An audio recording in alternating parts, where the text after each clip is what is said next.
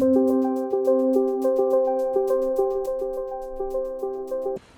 everyone, welcome to my channel.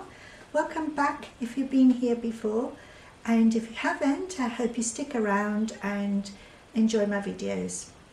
So in this video I'm going to be showing you how I painted sections of these two mallard ducks and the use of the colors. So the reason why I'm making this video is just to show you that to create a painting with so many different colors, you can still keep it balanced and you can still make it with a small color palette. So I always have mentioned this in the past, that it's a good idea to keep your palette to a minimum of colors.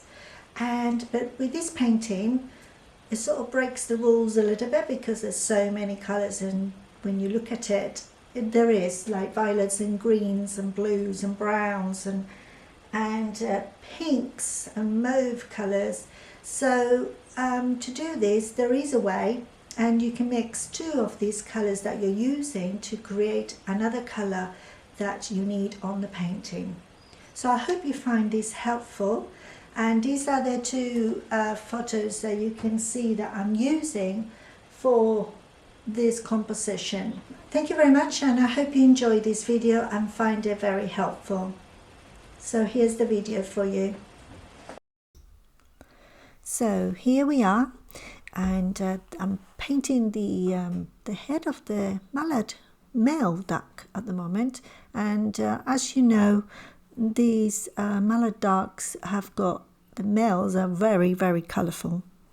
So what I applied first was the ultramarine, and now I'm using the green. So the green is a Windsor green and is a yellow shade. It's very bright and almost like a granulated paint. It is very beautiful. So I thought I'd add that to that. So I needed to darken the edge of the back of the head, which I apply layers as I build up. The mixture I used was the ultramarine and the Payne's grey, which it will give me a very dark blue, which you can see now. So I'm creating the effects of the feathers and working on those shadows underneath the chin, underneath the beak.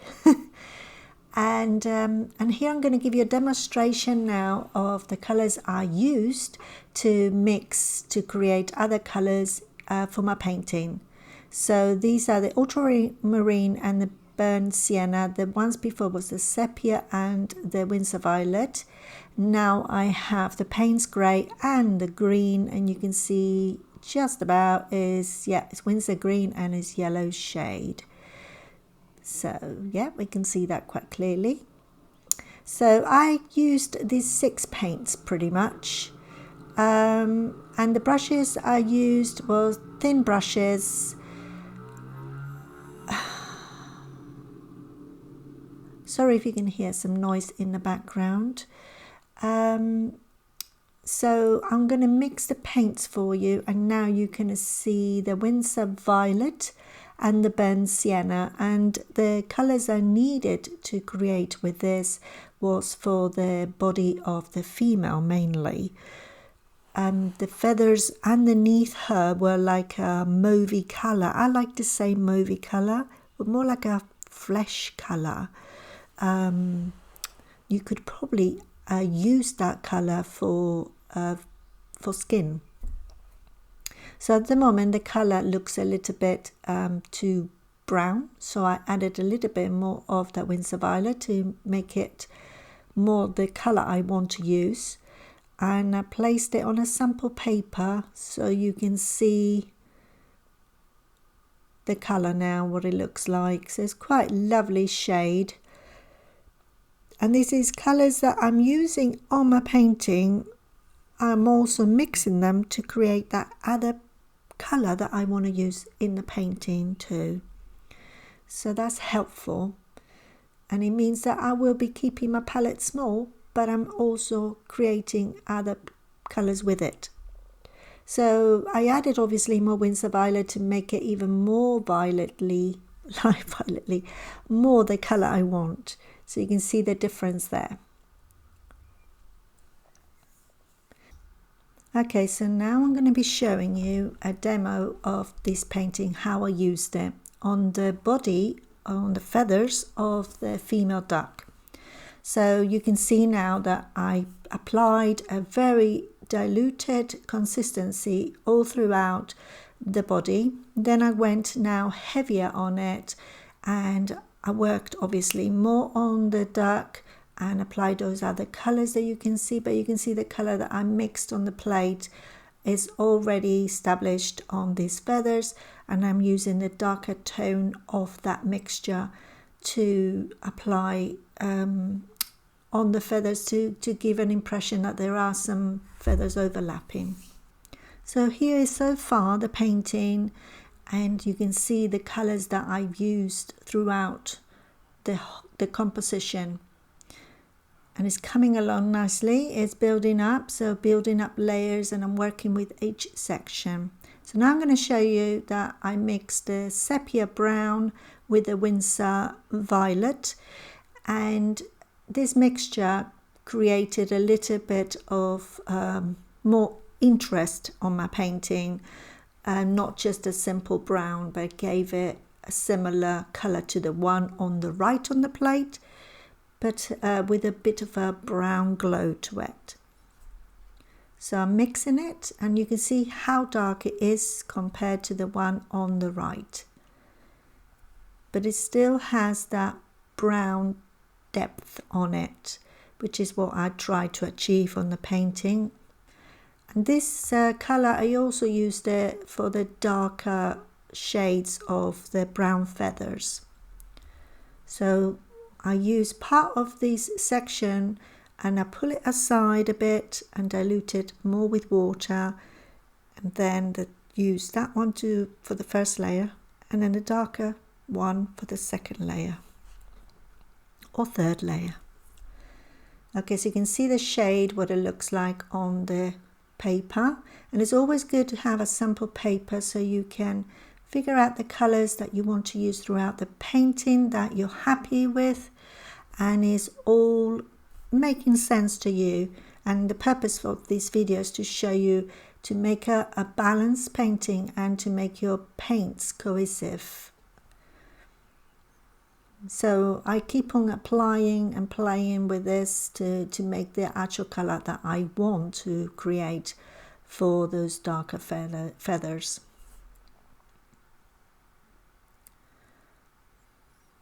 So it's quite beautiful sets of colors there, and I use those too on my painting. Now I'm going to show you how I mixed it ultramarine and make it darker. So I used the ultramarine, you saw me doing that on the head, so I applied that, just the ultramarine on its own in a lighter consistency, which I have got it on the plate there.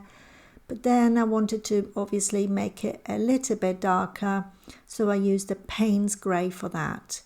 And I'm going to show you the mixture that I created to make this ultramarine darker.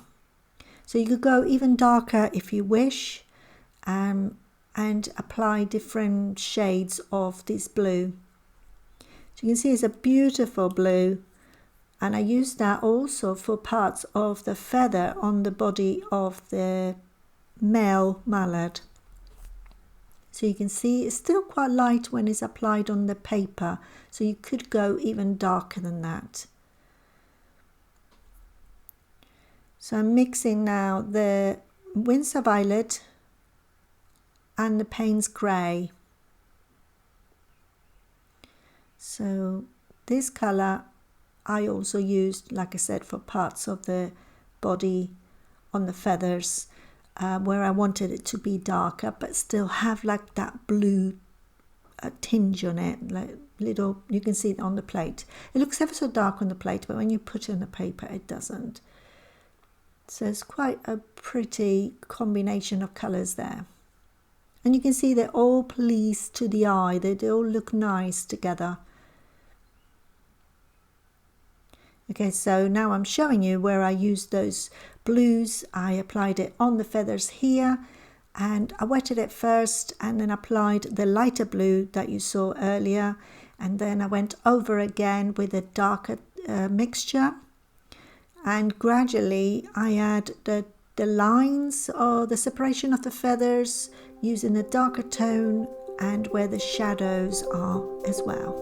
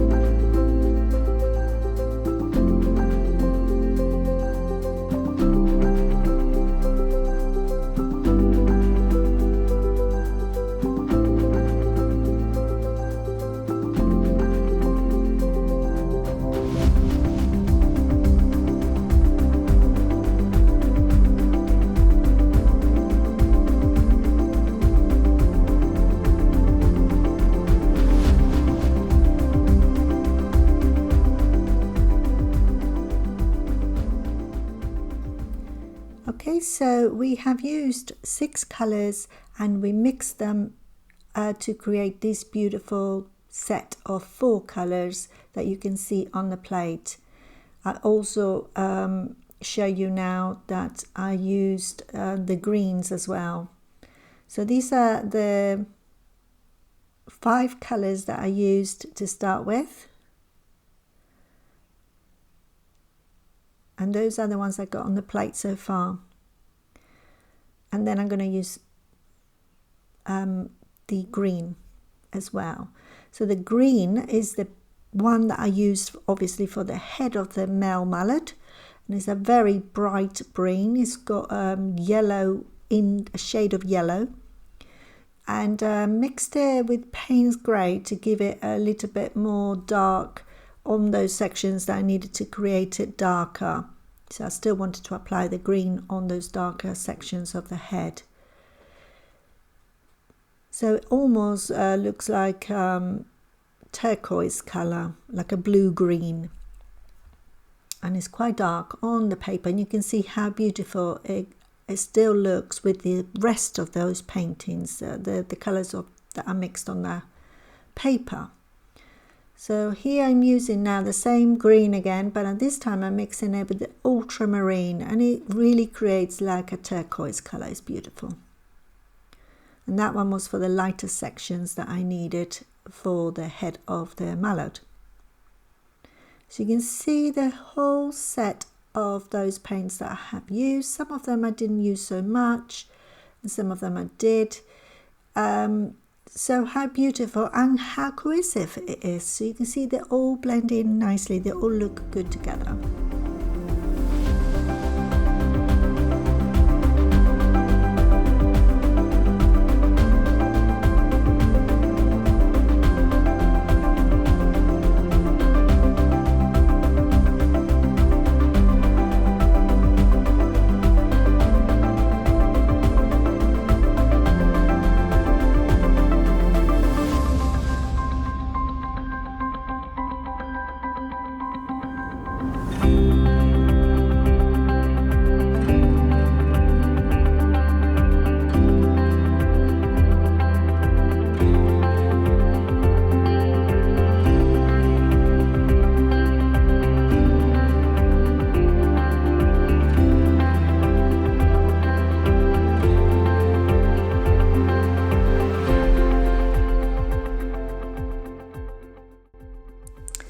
Okay, so here we are. This is the finished painting, and you can see how I used the colors to make a cohesive painting. So I'll show you more now, and I give you details of the colors I used. So you can see the colors that I have used are the burnt sienna, which I've used on the legs as well as on the body of the male and the beak of the female. I also used it on the part of the female's body here to create more shadow. So the blues I used is the ultramarine blue, and I used it on the head as well as on the body of the female. A little bit on this one, but this one is Windsor Violet, and the combination of the two has been added to part of the body here of the male and here as well. Now the browns, which is like a brown, is a sepia colour I used throughout the painting, so you can see it on the female as well as in the male. And the green is the only bit I used is for the male on the face and a little bit on the beak, which he has a little bit of the lemon, Windsor lemon. So you can see throughout I used the violets as well, the Windsor violet here, and also the mixture was the burnt sienna and the Windsor violet for this part of the female. Also for the background, the same colours that I used throughout the painting, I used some of it on the background. So I hope you found this video helpful, and if you have enjoyed it, please give it a thumbs up, and also if you haven't subscribed, please feel free to subscribe, where you will get notified when I upload new content. So take care, bye bye.